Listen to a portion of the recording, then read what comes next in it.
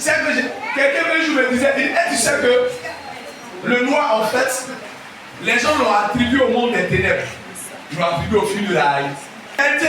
Nous, on vient pas aux funérailles seulement, mais on vient pour enterrer l'enfant de Pharaon. Vous savez pourquoi les noirs ont été vraiment des victimes dans le monde entier? Ce que les hommes refusent d'admettre et de dire, c'est que la base de toutes les mélanines, c'est ce qui est dans le sang de l'homme qui permet les variations de couleurs.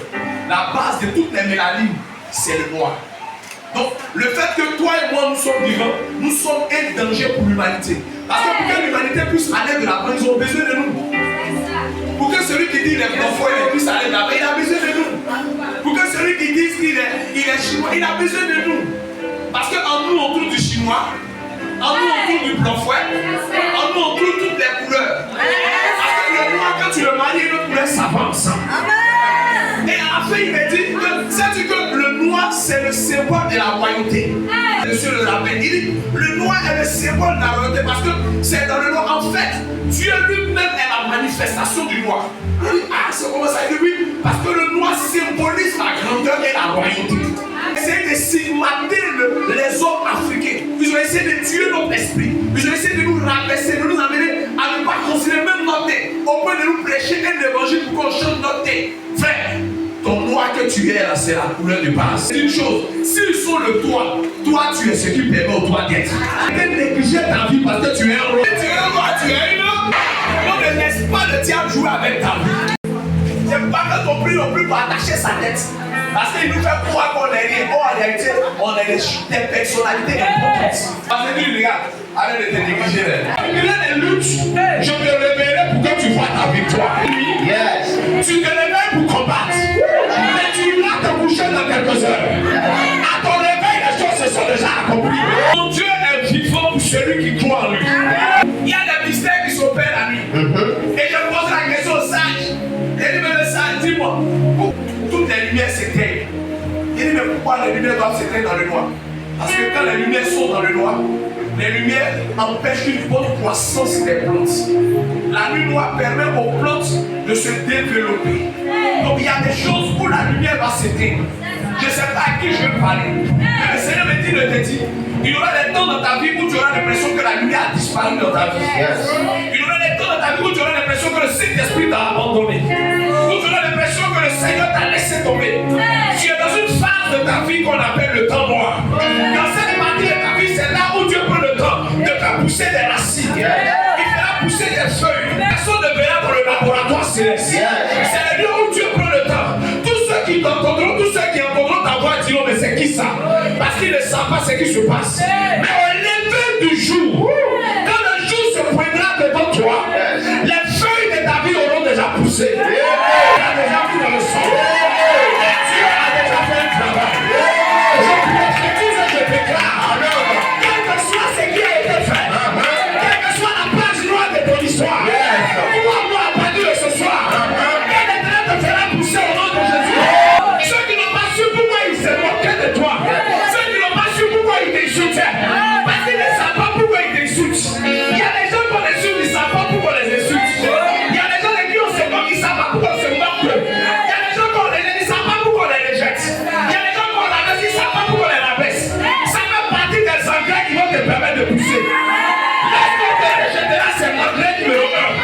Quand c'est l'engrais de toi, c'est l'engrais numéro 2. Quand les choses de ta famille te verront la part, c'est l'engrais numéro 3.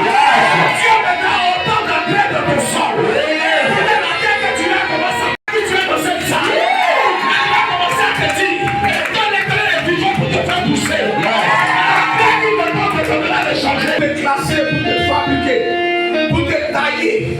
Non pas à l'image d'un homme, non pas à l'image d'une femme.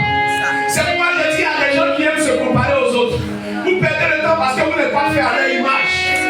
Regardez, je ne sais pas à qui je parle, mais vous n'êtes pas fait à l'image des autres. C'est pas ne perdez jamais votre temps à vous comparer aux autres. Je ne sais pas à qui je parle, mais je vais commencer cette ouverture de message pour dire à quelqu'un, arrête de comparer ta vie aux autres qui prospèrent. Arrête de comparer ta vie aux autres qui sont quelque part à un niveau. Tu n'as pas été fait à leur image. Tu as été fait à l'image du roi des rois. Et du fait que tu étais fait à l'image du roi des rois, rois. Laisse le roi des rois prendre son temps. C'est le meilleur boulanger. C'est le meilleur laboratoire. C'est le meilleur faiseur des statues. C'est le meilleur faiseur des structures. Il sait comment tailler. Il prend son temps, il enlève le mal. Il prend son temps, il enlève ce qui n'est pas bon. Il prend son temps. C'est vrai que tu as l'impression que les autres sont en train d'aller plus vite que toi. Tu as la lutte, tu les bats, les autres sont en train de courir plus vite que moi. Mon âge est presque fini. Écoute, le temps de Dieu ne dépend pas de ton âge. Le temps de Dieu ne dépend pas de ton âge. Ou ne dépend pas des diplômes que tu as obtenus dans ta vie. Parce que souvent tu dis que j'ai des diplômes, j'ai tel niveau. Écoute, Dieu ne te bénit pas à cause de tes diplômes. Dieu ne te bénira pas à cause de ton âge. Ni à cause du nombre de jeunes que tu vas faire.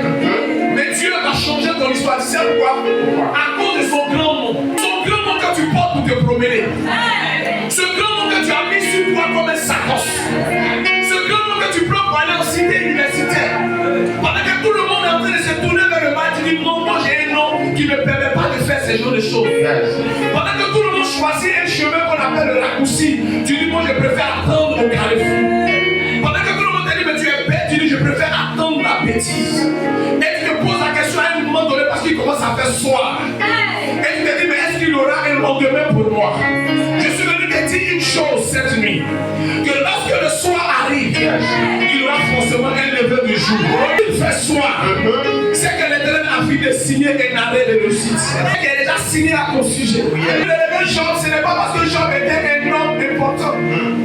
Mais il a fait parce qu'il voulait que Job soit la gloire de son règne sur terre. Effectivement. Pour qu'on sache que lui, il est plus grand que tout. Je ne sais pas pourquoi je parle de cela, mais je suis en train de prophétiser sur quelqu'un. Et je dis à ta vie, écoute-moi, que ta vie prenne oreille. Tu as trop mis ton histoire dans l'image des autres. Tu as trop mis ton histoire dans la bouche des autres. Tu as essayé de paraître même pour les plaire. Tu as fait l'effort pour mieux te vêtir, pour qu'ils puissent te considérer. Regarde, la gloire d'un homme ne vient pas de ses vêtements. La gloire d'une femme ne vient pas de sa beauté.